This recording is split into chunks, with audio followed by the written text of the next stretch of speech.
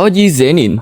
Toji Zenin adalah villain dari manga dan anime Jujutsu Kaisen karya Gege Akutami. Toji pertama kali dikenalkan dalam arc Hidden Inventory yang menceritakan masa lalu Gojo Satoru. Nah, Toji ini lahir tanpa curse energi yang membuatnya dianggap produk gagal dan cacat secara spiritual. Klannya sendiri menganggap Toji sebagai sampah yang tidak berguna. Dia sering mendapat tekanan mental, dianiaya secara fisik, dan bahkan dikucilkan oleh klannya. Saat flashback Naoya, kita bisa melihat sendiri bagaimana menyedihkannya seorang Toji. Dia tampak sangat lusuh seperti orang yang tidak punya tujuan hidup. Meskipun Toji lahir tanpa curse energi, dia berhasil menjadi salah satu karakter terkuat, bahkan berhasil membantai dua penyihir terkuat di masanya. Karena curse energinya dikuras sampai 0%, Toji mendapatkan pertukaran absolute dengan Heavenly Restriction atau pembatasan surgawi. Keadaan ini membuat Toji memiliki kekuatan otot, kecepatan, refleks, dan ketahanan yang melebihi manusia normal. Setelah Toji meninggalkan klan Zenin dan menikah dengan seorang perempuan dari marga Fushiguro, dia menyatakan diri bukan lagi bagian dari klan Zenin. Sekarang dia lebih dikenal dengan nama Toji Fushiguro. Nah, kalian sadar gak sih, Toji bertarung melawan Satoru dan Geto itu bukan cuma karena uang semata. Dia sebenarnya ingin membuktikan kalau dirinya yang dianggap produk gagal ini mampu mengalahkan dua penyihir terkuat. Yang satunya pengguna Sick Eyes dan yang satunya lagi pengguna teknik manipulasi kutukan. Jujur, gua sedih sih sama nasib Toji. Dikucilkan, tidak dihargai, dan bahkan dianggap produk gagal oleh klannya sendiri. Gua juga heran sama klan Zenin ini, saking hormatnya sama warisan Jujutsu nganggep Toji sampah. Padahal dengan pembatasan surgawinya, Toji bisa aja jadi aset berharga bagi klan Zenin. Setidaknya kalau nggak dapat posisi enak ya, hargailah. Suatu saat kan bisa berguna buat antisipasi ancaman kayak kudetanya Maki.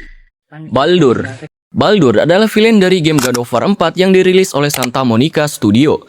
Baldur ini adalah anak dari Freya dan dewa tertinggi Odin. Meskipun dia terlahir sebagai dewa, hidupnya bisa dibilang lebih miris daripada manusia. Ibunya menanamkan mantra keabadian yang membuat Baldur tidak bisa merasakan apapun. Panas, dingin, rasa sakit, kenikmatan, bahkan makanan dia tidak bisa merasakannya, bro. Bagi dia, keabadian itu bukan sebuah anugerah, melainkan kutukan yang terus menyiksa selama hidupnya. Ya, bayangin, hidup selama berabad-abad, kenikmatan kecil aja Baldur tidak bisa merasakannya. Bahkan saking ngebet pengen ngerasain sesuatu, dia sampai sengaja membiarkan tubuhnya dipukuli, ditusuk, dan ditombak. Tapi hasilnya, Baldur tetap tidak bisa merasakan apapun. Karena hidupnya yang seperti benda mati tapi hidup, mental Baldur perlahan rusak dan menjadi gila. Dia membenci ibunya sendiri karena membuatnya menderita seumur hidup. Nah, motif utama Baldur memburu Kratos dan Atreus sebenarnya bukan semata-mata perintah Odin. Dia bertarung dengan Kratos berharap sang dewa perang Yunani ini bisa memberikan rasa yang selama ini dia inginkan. Anjir, sampai segitunya loh bro. Nah, di final battle melawan Kratos, Baldur sempat nonjok dada Atreus yang membuat tangannya tersusuk Mistletoe Arrow atau panah Mistletoe. Fun fact, ternyata sihir keabadian ditanamkan Freya pada Baldur dapat dipatahkan dengan panah Mistletoe. Karena ini, Baldur merasakan sesuatu. Bisa kalian lihat sendiri betapa bahagianya Baldur ketika bisa merasakan sakit. Di akhir hidupnya, gue merasa si Baldur ini gak menyesal sama sekali. Malahan dia sangat senang karena bisa merasakan sesuatu yang dia cari selama ini. Nah, kita bisa ambil juga pelajaran dari ibu si Baldur. Kalau kekhawatiran berlebihan, itu hanya akan memberikan tekanan pada orang yang kita khawatirkan.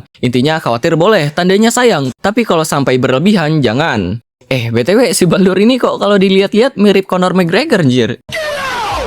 Tai Lung.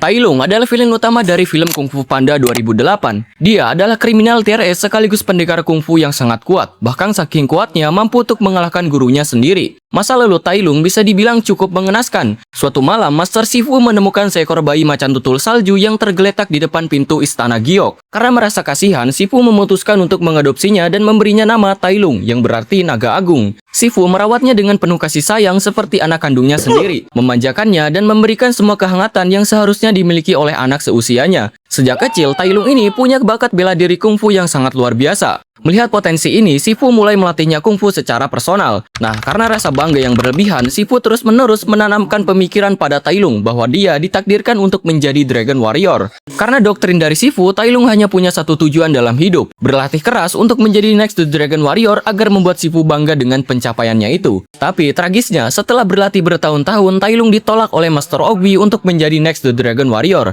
Alasannya karena Master Oogway melihat hati Tai Lung terlalu sombong dan berambisi. Penolakan ini membuat Tai Lung frustasi dan kecewa. Ditambah pada saat itu Shifu hanya diam tanpa membela Tai Lung sedikit pun. Ya gimana nggak kecewa, udah latihan bertahun-tahun sampai tulang retak, otot sobek, dan habis banyak energi. Cuman buat nerima fakta kalau Tai Lung nggak pantas buat jadi Dragon Warrior. Merasa dihianati, Tai Lung murka. Dia mengobrak-abrik lembah damai dan berniat mengambil gulungan naga secara paksa. Tapi sebelum gulungan itu jatuh di tangannya, Master Oogway menghentikan Tai Lung dengan teknik patokan saraf yang membuat Tai Lung lumpuh seketika. 20 tahun kemudian, Tai Lung berhasil melarikan diri dari penjara. Dia berniat menuntut balas atas kekecewaannya selama ini. Tapi lagi-lagi takdir berkata kalau Tai Lung tidak pantas untuk menjadi Dragon Warrior. Di akhir cerita Kung Fu Panda 1, dia dikalahkan oleh Po dan jiwanya dikirim ke Spirit Realm.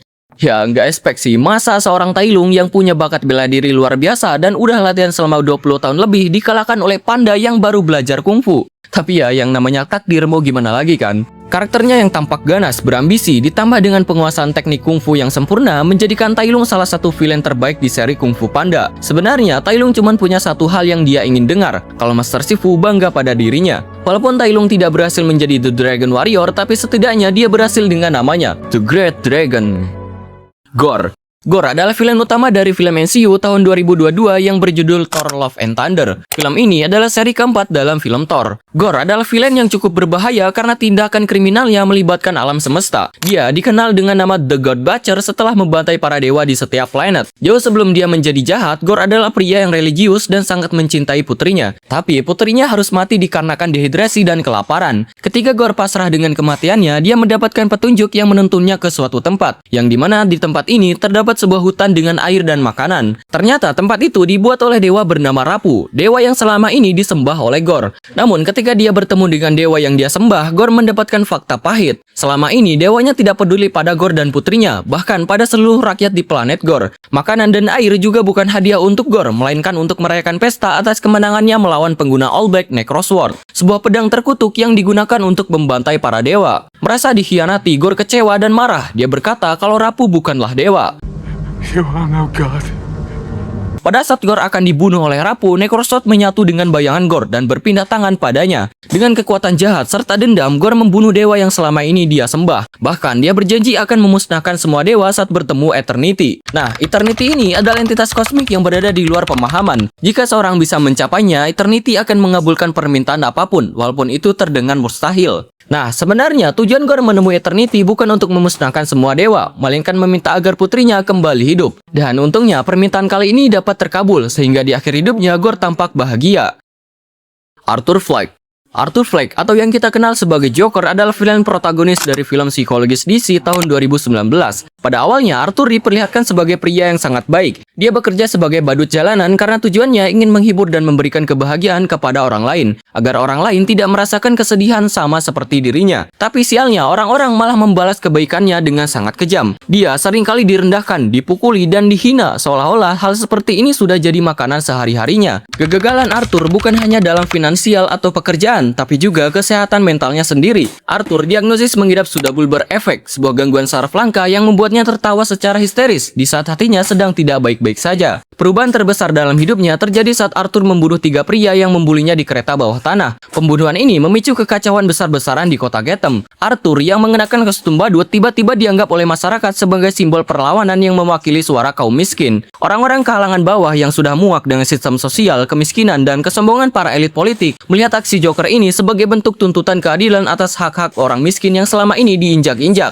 Akibat penderitaannya yang terus-menerus, mental Arthur akhirnya hancur. Dia membuang jati diri lamanya yang lemah dan berubah menjadi sosok The Joker. Dia mulai menghabisi orang-orang yang pernah menghinanya, bahkan tanpa rasa takut menembak mati idolanya sendiri, Murray Franklin, secara langsung di acara TV nasional. Menariknya, meskipun Arthur sudah tenggelam dalam kegilaan, dia sebenarnya masih punya sisi moral. Dia tidak membunuh orang yang memang tidak bersalah atau orang yang pernah bersikap baik kepadanya. Jadi dari sini kita tahu, Joker bukanlah penjahat yang kejam tanpa alasan, melainkan orang yang gagal dalam lingkungan rusak. Seperti pepatah terkenal, orang gila adalah komedi bagi masyarakat yang sakit. Nagato Uzumaki adalah villain dari manga dan anime Naruto karya Masashi Kishimoto. Nagato berasal dari klan Uzumaki, salah satu klan terkuat yang ada di anime Naruto. Orang yang berasal dari klan Uzumaki mempunyai banyak keistimewaan, salah satunya cakra yang sangat besar. Nah, karena inilah Madara diam-diam menanamkan mata Rinnegan pada Nagato. Alasannya karena Nagato lebih mampu untuk mengoptimalkan mata Rinnegan dengan kapasitas cakra yang besar. Ditambah pada saat itu usia Madara tidak lama lagi, coy. Kejadian yang paling tragis dalam hidup Nagato adalah saat dia kehilangan orang-orang yang dia cintai. Pertama, dia kehilangan orang tuanya pada saat Perang Dunia di Amegakure. Dan kedua, dia kehilangan sahabatnya bernama Yahiko yang sudah dia anggap saudara. Penderitaan yang terus-menerus membuat Nagato bertekad untuk menciptakan perdamaian, walaupun itu dengan cara yang kejam. Nagato kembali membangun organisasi Akatsuki, tapi dengan anggota yang lebih berbahaya, yang dimana Akatsuki yang dipimpin oleh Nagato berisikan para kriminal tingkat S dari setiap desa. Ya, mungkin alasan Nagato memilih orang-orang ini karena mereka lebih paham arti penderitaan dan juga lebih bisa diandalkan. Karena tubuh fisik yang tidak kuat menahan efek Rinnegan, Nagato harus membagi setiap kekuatannya dengan keenam boneka mayat yang salah satunya adalah mayat Yahiko. Dia menamai boneka ini dengan sebutan 6 jalan pen.